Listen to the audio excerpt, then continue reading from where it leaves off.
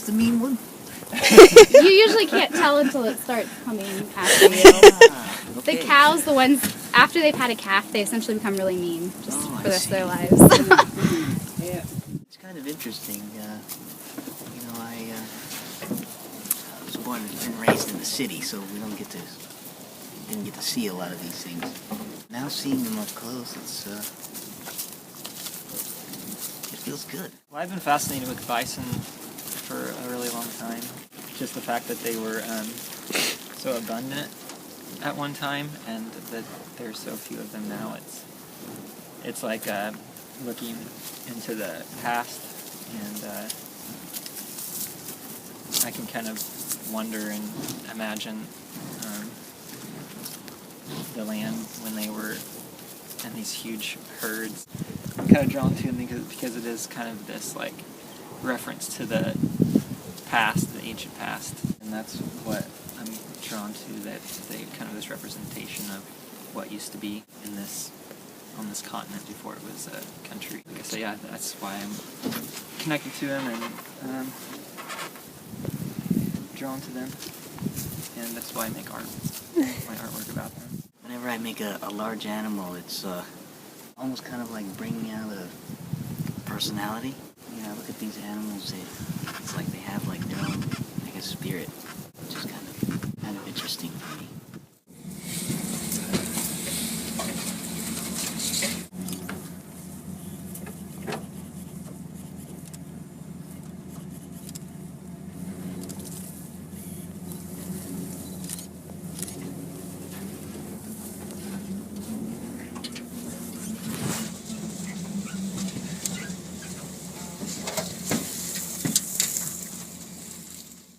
There's basically three kinds of bison. They're all bison, but there's a European Windsor, there's a Canadian woods bison, and there's American bison, which you think of the plains bison, which is here with the big head that you saw up there. And then there's a little dark breed out in the mountains that live in the mountains. They're a little blacker, smaller wild breed. They all have the same DNA, and they're all bison, but they, different areas, they grew different. They're a wild native animal. The earliest herds were established in Washington, D.C. and clear out in California. I mean, they roam the whole United States. Their main areas are in the breadbasket of the world, in the tall grass prairies and the short grass prairies. We keep ours wild like they were back, and we don't give any shots or do anything. We don't wean calves. We keep them as natural as possible. When we harvest our buffalo, we try to do it very humanely.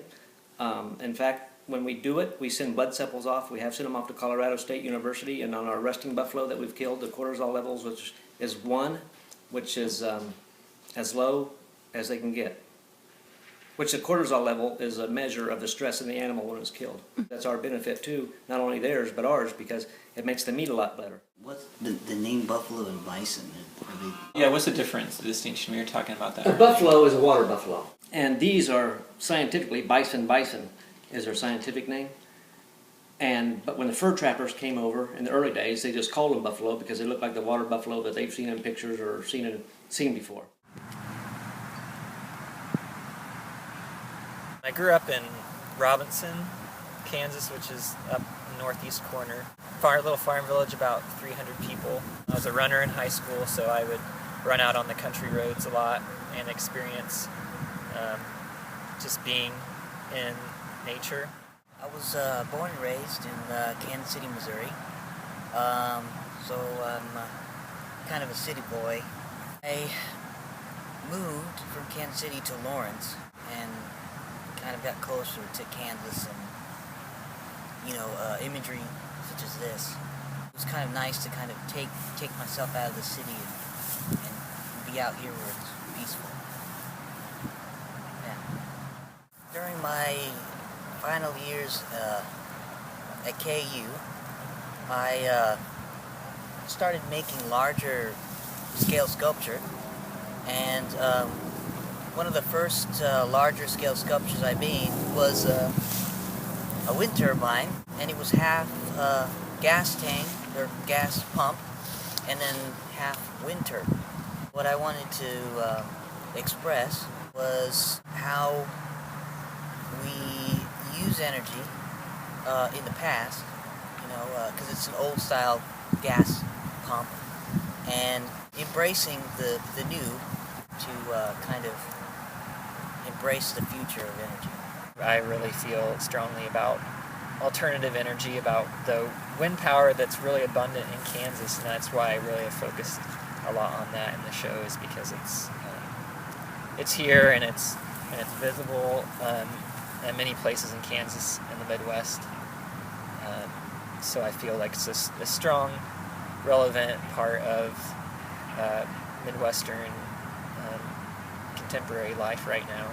Energy that you can get from the wind and from this sustainable source that is naturally here and provided by the earth. I'm in support of that kind of thinking, and the same with the sun and solar energy. You know, you've got that sustainable power coming from a star millions of miles away, but it's here, and it's not,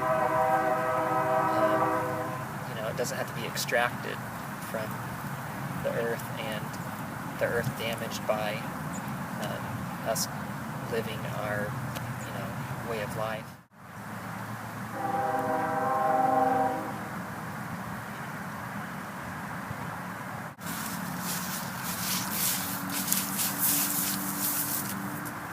This is one of my creatures that's going to be in the show. My parents are from another country, so they're not native to Kansas. So we had to do a lot of assimilation to kind of fit in. So when you see these creatures that are half of something, it's me just kind of putting on a costume so that I could kind of blend in and understand, the environment, and this new environment, to be part of that. The bison were part of the history of Kansas. They were everywhere. They were food source for the natives, and energy. They used all parts of the bison, and the oil derricks are part of the Kansas landscape now. It's the modern day landscape.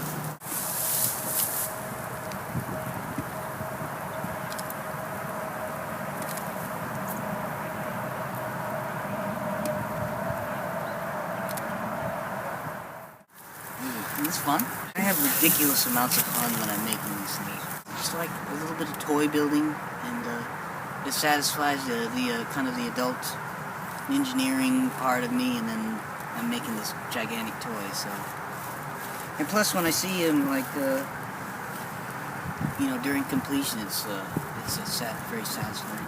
I feel like I brought something to life. I'm gonna make a big mixed media piece using this.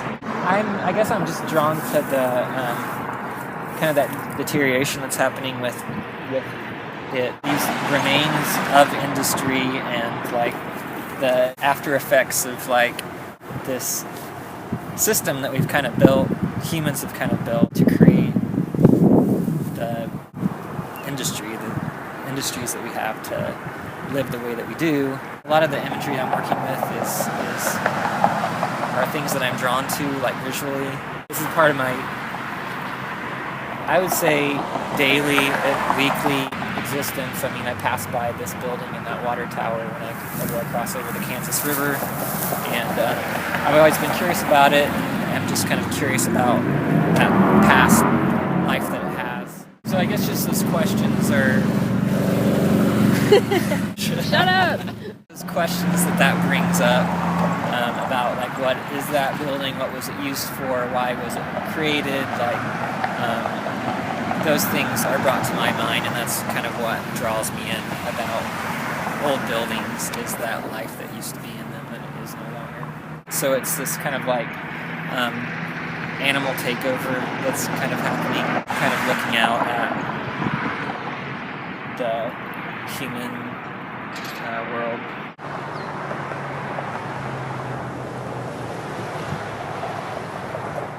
Justin and I, we went to KU together, and he was in another department, printmaking, and I was in sculpture. course, we always ran into each other in the common shop, or the wood shop at KU. I think I met him when I was taking sculpture class at KU, and I liked his work, and he seemed really hardworking and driven, and was always at the school doing something, and I was always there late night, like working. It's interesting when two different artists from very different backgrounds kind of come together.